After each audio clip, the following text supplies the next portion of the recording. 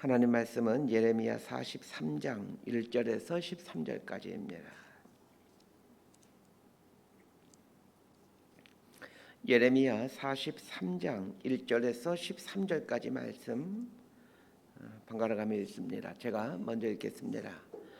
예레미야가 모든 백성에게 그들의 하나님 여호와의 말씀 곧 그들의 하나님 여호와께서 자기를 보내사 그들에게 이르신 이 모든 말씀을 말하기를 마치니 호사의 아들 아샤랴와 가레의 아들 요하난과 모든 오만한 자가 예레미야에게 말하기를 내가 거짓을 말하는도다.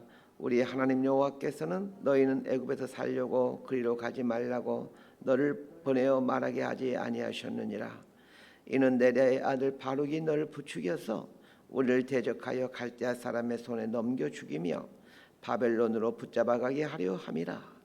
이에 가레아의 아들 요하난과 모든 군 지휘관과 모든 백성이 유다 땅에 살라 하시는 여호와의 목소리를 순종하지 아니하고 가레아의 아들 요하난과 모든 군 지휘관이 유다의 남은 자 곧 쫓겨났던 여러 나라 가운데에서 유다 땅에 살려 하여 돌아온 자 곧 남자와 여자와 유아와 왕의 딸들과 사령관 느부사라다니 사반의 손자 아이감의 아들 그다라에게 맡겨둔 모든 사람과 선지자 예레미야와 네리야의 아들 바룩을 거느리고 애굽 땅에 들어가 다바네스에 이르렀으니 그들이 여호와의 목소리를 순종하지 아니함이로라. 다바네스에서 여호와의 말씀이 예레미야에게 임하여 이르시되 너는 유다 사람의 눈앞에서 내 손으로 큰 돌 여러 개를 가져다가 다바네스에 있는 바로의 궁전 대문의 벽돌로 쌓은 축대의 진흙으로 감추라. 그리고 너는 그들에게 말하기를 만군의 여호와 이스라엘의 하나님께서 이와 같이 말씀하시되 보라 내가 내 종 바벨론의 느부갓네살 왕을 불러오리니 그가 그의 왕자를 내가 감추게 한 이 돌들 위에 놓고 또 그 화려한 큰 장막을 그 위에 치리라. 그가 와서 애굽 땅을 치고 죽일 자는 죽이고 사로잡을 자는 사로잡고 칼로 칠 자는 칼로 칠 것이라. 내가 애굽 신들의 신당들을 불리리라. 느부갓네살이 그들을 불사르며 그들을 사로잡을 것이요 목자가 그의 몸에 옷을 두른 같이 애굽 땅을 자기 몸에 두르고 평안히 그곳을 떠날 것이며 13절 함께 읽습니다. 그가 또 애굽 땅 벳세메스의 석상들을 깨뜨리고 애굽 신들의 신당들을 불사르리라 하셨다 할지니라 하시니라. 아멘. 이 예레미야서가 상당히 어렵습니다. 선지서 모두가 이 목시문학적 성격을 갖고 있기에 어렵기도 하지만 이 예레미야서가 더 어려운 것은 이게 시간 순서상으로 기록되어 있지 않아 내용 파악이 논리적으로 좀 맞지 않기 때문에 한눈에 들어오기가 굉장히 어렵습니다. 예레미야 이런 독특한 구조 때문에 설교를 할 때마다 각 장의 시대적 배경을 설명할 수밖에 없다는 것을 이해해 주시길 바랍니다. 이 시대적 배경을 자주 설명하는 또 한 가지 이유는 반복해서 설명해도 우리는 금방 잊어버리기 때문입니다. 예레미야 39장에 보면 바벨론에 의해 예루살렘 성과 성전이 다 회파되고 남유다 백성들이 죽임을 당하거나 포로로 잡혀가는 이야기가 나옵니다. 남유다 땅에 남아있는 사람들은 빈민이나 배우지 못한 사람들이 대부분이었습니다. 바벨론은 이들을 통치하기 위해 이 그다랴라는 사람을 총독으로 임명하고 남유다를 통치하게 하지요. 그런데 이 그다랴 총독이 이스마엘이라는 사람에 의해 암살당하고 맙니다. 그다랴 총독이 암살당한 후 그다랴의 부하였던 요하난이라는 사람이 지도자가 되는데 이제 문제가 생겼습니다. 바벨론은 자신들이 임명한 그다랴 총독이 암살을 당하였고 또 남유다에 주둔하고 있던 바벨론 군사들이 죽음을 당했기에 이 부분에 대해서 이 남유다에게 분명 책임을 물을 것입니다. 요하난과 그를 따르는 사람들은 이 바벨론이 물을 이 책임이 두려웠습니다. 그리고는 바벨론이 남유다 백성들을 어쩌면 다 도륙할지도 모른다라고 생각을 한 것이죠. 그래서 살기 위해서는 애굽으로 도망가는 길밖에 없다 이렇게 판단을 합니다. 자, 그런데 요하난과 그를 따르는 무리들이 애굽으로 내려가야 되겠다라고 결정하고는 이제 예레미야에게 와서 하나님의 뜻이 무엇인지를 묻습니다. 하나님이 어떻게 하기를 원하시는지 이 예레미야를 통해서 이제 알고 됐던 것이죠. 그래서 예레미야는 하나님의 뜻을 말씀해 주는데 남유다 이 남아 있는 자들이 애굽 내려가지 말고 남유다 땅에 남아 있기를 원하는 게 하나님의 뜻이다라고 말해 줍니다. 그러면서 애굽으로 내려가게 되면 하나님께서 큰 심판을 있을 것이다. 이렇게 선포합니다. 여기까지가 예레미야 40장부터 42장까지의 내용입니다. 자, 이제 오늘 본문으로 들어가 보십시다. 자, 43장 1절에서 7절까지 말씀 함께 봅니다. 시작.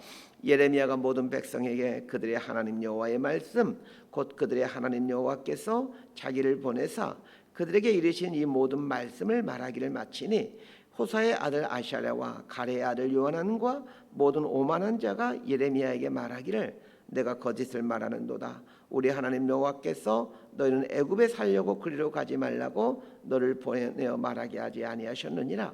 이는 내레의 아들 바룩이 너를 부추겨서 우리를 대적하여 갈대아 사람의 손에 넘겨 죽이며 바벨론으로 붙잡아가게 하려 함이라.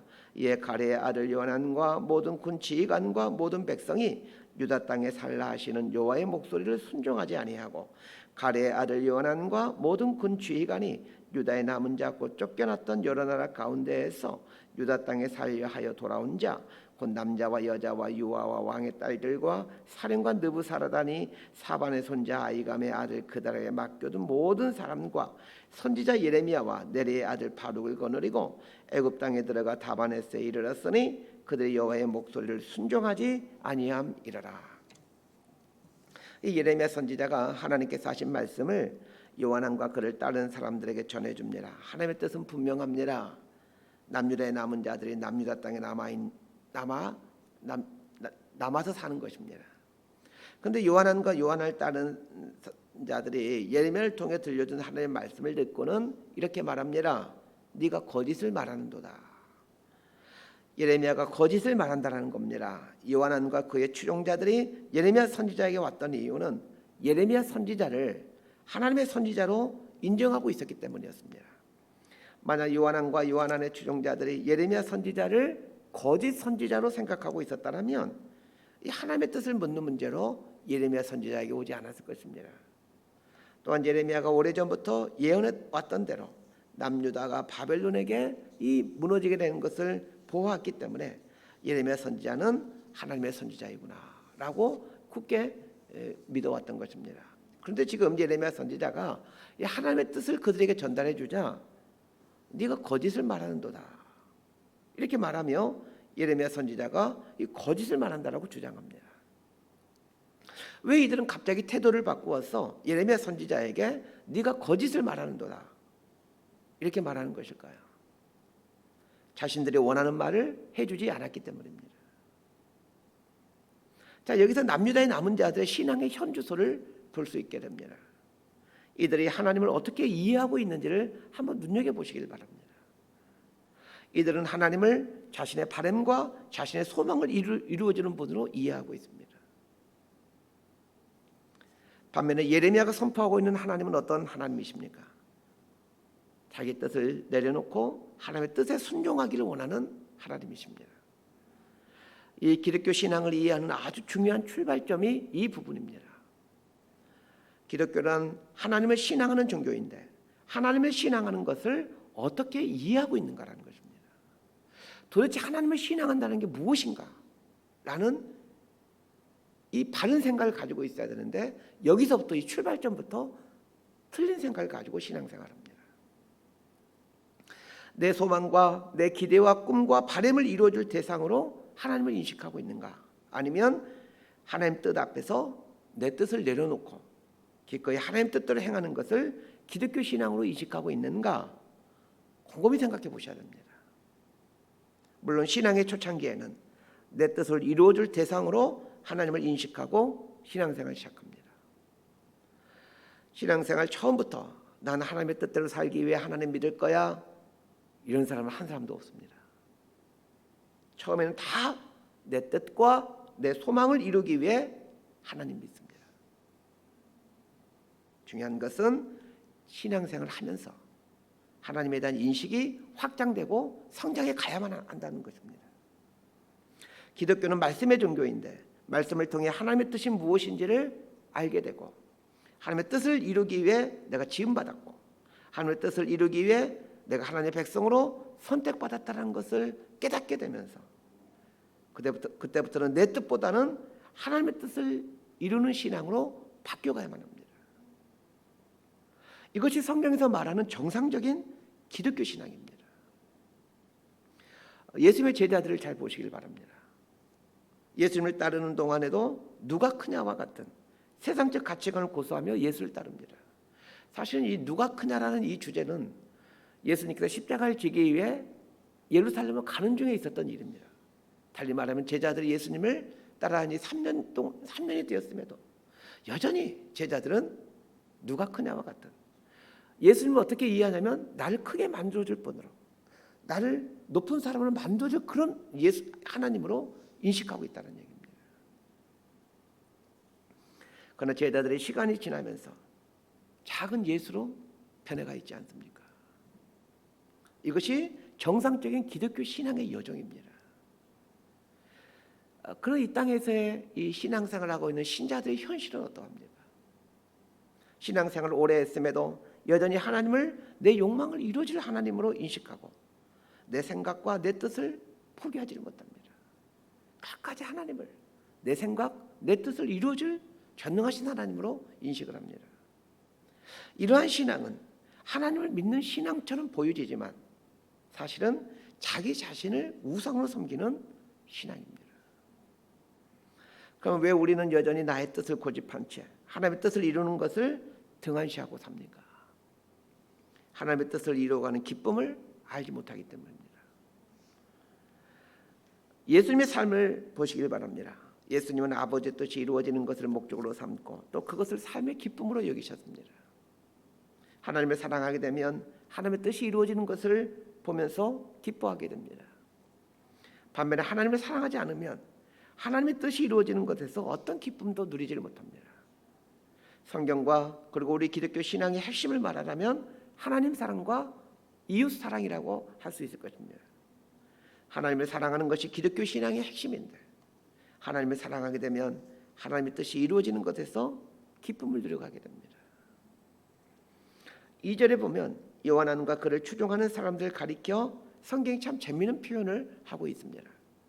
2절 중반부에 보면 요한과 모든 오만한 자 이렇게 표현하고 있습니다. 이 오만이라는 히브리어 단어가 제드라는 단어인데 이 단어는 끌어오르다, 삶다라는 단어에서 나온 말입니다. 요즘 여름철이면 아마 감자나 옥수수를 가끔 쪄 드신 분들이 있을 텐데 감자나 옥수수를 찌기 위해 냄비에 물을 넣고 팔팔 끓이게 되면 그 냄비 뚜껑이 올라갔다 내려갔다 하는 걸 보게 될 겁니다. 물이 끓어올라 냄비 뚜껑이 위로 올라갔다 내려갔다 하는 것, 이것이 오만이라는 단어인 이 제드의 의미입니다. 하나님에 대하여 냄비 뚜껑이 올라가듯이 그렇게 불쑥불쑥 끌어올라 하나님께 대항해 가는 것, 이것이 오만입니다. 우리가 왜 말씀을 보고 기도를 하는 것입니까? 결국은 하나님께 겸손히 엎드려 순복해 가기 위함입니다. 지켜 세우고 싶었던 내 뜻을 내려놓고 하나님의 뜻을 알아서 그 뜻에 무릎 꿇어 순복하기 위해 말씀을 보는 것이고, 내 뜻을 이루고 싶은 간절한 열망을 내려놓고 하나님 뜻을 이루기 위해 우리가 기도하는 것 아니겠습니까? 그러면서 우리 기독교 신앙이 강조하는 이 말씀과 기도 생활만 제대로 해도 우리는 내 뜻 내려놓고 하나님 뜻 이루어가는 순종하는 그리스도인이 될 수 있습니다. 요한을 비롯해서 남유다에 남아있는 사람들은 예레미야 선지자에게 이 거짓을 말한다고 하면서 바룩에게 꾀임을 받아 예레미야가 거짓을 말하게 된다라고 호도합니다. 그런 결국 애굽으로 내려가는 것을 결정합니다. 재미있는 것은 애굽으로 내려가면서 예레미야와 바룩도 같이 데리고 갔다는 것입니다. 예레미야와 바룩에게 정중하게 부탁해서 같이 가자고 해서 가게 됐는지 아니면 강제적으로 끌고 갔는지는 정확히 알 수 없으나 상황을 보면 후자가 더 타당해 보입니다. 결국 남유다의 남은 자들은 하나님의 뜻에 정면으로 대항하면서 애굽으로 내려갑니다. 그들은 살기 위해서 애굽으로 내려갔다라고 변명할 것입니다. 그러나 긴 안목으로 한번 생각해 보십시오. 남유다에 남아있는 자들이 바벨론 포로 70년 동안 이스라엘 땅을 떠나지 않고 그 예루살렘을 지키며 보존하고 있었다면 537년도에 바벨론에서 돌아온 귀한 자들이 조금 더 쉽게 성전을 건축하고 예루살렘 성을 쌓을 수 있지 않았겠습니까? 바벨론에서 돌아온 포로 귀한 자들이 성전을 지으면서 그리고 성벽을 지으면서 얼마나 고생이 많았습니까? 성전을 지으는 게 계속 실패하죠. 하도 방해꾼들이 많고 그러다 보니까. 여기서 중요한 원리 하나를 발견해야 됩니다. 불순종이 인생을 꼬이게 하고 역사를 꼬이게 만든다는 것입니다. 하나님은 바벨론 포로 70년 후에 이 귀한 자들에 의해 성전이 재건되어 가고 성이 재건되는 것까지 보고 남유다의 땅에 남아있던 자들에게 남유다 땅에 계속 머물러 있으라 라고 말씀하셨는데, 남은 자들은 이 하나님의 깊은 계획을 보지 못하기에, 그 하나님의 계획을 알 수 없기에 당장 눈에 보기 좋은 것을 선택하고 말았다는 것입니다. 하나님 말씀에 순종하는 삶을 사는 사람이 결국에 가서는 승리합니다. 하나님 말씀을 가까이 하는 삶의 큰 유익이 이것입니다. 하나님의 먼 계획을 볼 수 있다는 것입니다. 반면에 하나님 말씀을 멀리하게 되면 이 하나님의 먼 계획들을, 그 깊은 계획들을 보지를 못합니다. 그러기에 자기 뜻대로 살고 자기 고집대로 사는 것입니다. 자, 8절에서 13절까지 말씀 함께 봅시다. 시작. 다바네스에서 여호와의 말씀이 예레미야에게 임하여 이르시되, 너는 유다 사람의 눈앞에서 내 손으로 큰 돌 여러 개를 가져다가 다바네스에 있는 바로의 궁전 덴문의 벽돌로 쌓은 축대의 진흙으로 감추라. 그리고 너는 그들에게 말하기를, 만군의 여호와 이스라엘의 하나님께서 이와 같이 말씀하시되, 보라, 내가 내 종 바벨론의 느부갓네살 왕을 불러오리니 그가 그의 왕좌를 내가 감추게 한 이 돌들 위에 놓고 또 그 화려한 큰 장막을 그 위에 치리라. 그가 와서 애굽 땅을 치고 죽일 자는 죽이고 사로잡을 자는 사로잡고 칼로 칠 자는 칼로 칠 것이라. 내가 애굽 신들의 신당들을 불지르리라. 느부갓네살이 그들을 불사르며 그들을 사로잡을 것이요, 목자가 그의 몸에 옷을 두름같이 애굽 땅을 자기 몸에 두르고 평안히 그곳을 떠날 것이며, 그가 또 애굽 땅 벳세메스의 석상들을 깨뜨리고 애굽 신들의 신당들을 불사르리라 하셨다 할지니라 하시니라. 남유다의 남은 자들이 애굽에 내려왔습니다. 이들은 애굽의 다바네스라는 곳에 와서 머물게 되는데, 이들이 애굽에 왔을 때 아마도 그들은 이제는 살았구나 이렇게 안심하게 되었을 겁니다. 그러나 애굽에 내려온 것이 정말 살게 된 것일까요? 애굽에 내려왔을 때 하나님께서 예레미야 선지자에게 말씀을 주십니다. 유다 사람들의 눈앞에서 큰 돌을 취해 바로의 궁전 대문 아래에 묻고 진흙으로 덮으라, 이런 말씀을 하십니다. 그러면서 이 행동의 의미를 알려주시는데, 예레미야가 감춘 돌 위에 바벨론의 느부갓네살 왕이 와서 큰 장막을 치게 된다는 것입니다. 쉽게 말하면 바벨론의 느부갓네살 왕이 애굽에 쳐들어와서 애굽의 성을 무너뜨린다는 뜻입니다. 실제로 기원전 568년에서 566년 사이에, 그러니까 남유다가 바벨론에 의해 완전히 멸망한 데 한 20년 정도가 지나서 바벨론의 느부갓네살 왕이 애굽에 쳐들어오죠. 그리고는 애굽을 완전히 초토화시켜 버립니다. 물론 이때 애굽에 살고 있던 남유다 백성들도 오늘 본문에 나오는 그 애굽으로 내려갔던 사람들이죠. 이 사람들도 대부분 애굽에서 죽임을 당하게 됩니다. 애굽을 피난처로 삼고 애굽에 내려왔던 남유다 사람들의 결국은 죽음이었다는 것은 우리에게 많은 시사점을 줍니다. 우리 믿는 사람들은 하나님을 믿는다 하지만 잘 보면 각자의 애굽을 의지하고 살아갑니다. 그러나 애굽을 의지하며 살아가는 인생의 결국은 패망입니다. 오늘 말씀 앞에서 내가 붙들고 있는 그 애굽이 무엇인지를 생각해보고 그 애굽을 의지하는 삶을 중단하고 다시 하나님을 붙드는 결단이 있게 되길 바랍니다. 말씀 정리합니다. 내가 하나님 앞에 오만한 자인가 겸손한 자인가는 내가 원하지 않는 말씀 앞에서 내 행동을 보면 금방 알 수 있습니다. 기독교 신앙은 내 뜻을 이루어 주시는 하나님을 붙드는 것이 아니라 내 뜻 내려놓고 하나님 뜻을 붙드는 것이 기독교 신앙입니다. 신앙생활 하신 지 좀 되신 분들이라면 이제는 이 신앙의 패턴을 바꿔가야 합니다. 내 뜻을 이루기 위해 붙잡았던 하나님 이제는 내려놓고 내 생각, 내 뜻 내려놓고 하나님의 생각, 하나님의 뜻을 붙잡으시길 바랍니다. 하나님의 뜻이 이루어지는 것에서 삶의 기쁨을 찾으시길 바랍니다. 그러면 매 순간이 이 기쁨으로 충만해집니다. 왜 그렇습니까? 오늘도 하늘에서 하나님의 뜻이 이루어지는 것처럼 이 땅에서 하나님의 뜻이 이루어져 가고 있기 때문에 그렇습니다. 이 땅에서 하나님의 뜻이 이루어져 가는 것을 매 순간 보며 산다면 어찌 기쁨이 충만하지 않겠습니까? 단 조건이 있습니다. 하나님을 사랑하는 사람만이 하나님의 뜻이 이루어진 걸 보면서 기쁨을 누릴 수 있다는 겁니다. 자, 두 번째 기억할 것이 있습니다. 애굽은 결국 망한다라는 것입니다. 이 출애굽이라는 단어를 우리가 종종 쓰는데 이 출애굽이라는 말은 우리 기독교의 구원을 상징적으로 보여주는 말입니다. 물론 성경 두 번째 책 이름이 출애굽기이기도 하지만 이 출애굽했다, 이 출애굽 이런 단어는 우리 기독교의 구원이 무엇인지를 설명해 준 단어로 쓰이곤 합니다. 출애굽이라는 말은 애굽에서의 삶의 방식을 떠나라, 애굽을 의지하지 말라, 애굽의 가치관을 버리라, 이런 의미로 사용되고 있습니다. 출애굽이 구원임에도 우리는 여전히 애굽을 붙들고 살려고 합니다. 신앙은 이 싸움입니다. 애굽을 나왔지만 여전히 애굽을 붙들고 싶어하는 이 우리의 본성을 내려놓고 의지를 처복종시켜 하나님을 바라보고 하나님을 붙드는 것, 이것이 구원이고 이것이 우리 기독교 신앙입니다. 이렇게 신앙생활 해가는 저와 여러분이 되기를 진심으로 소망하고 축복합니다.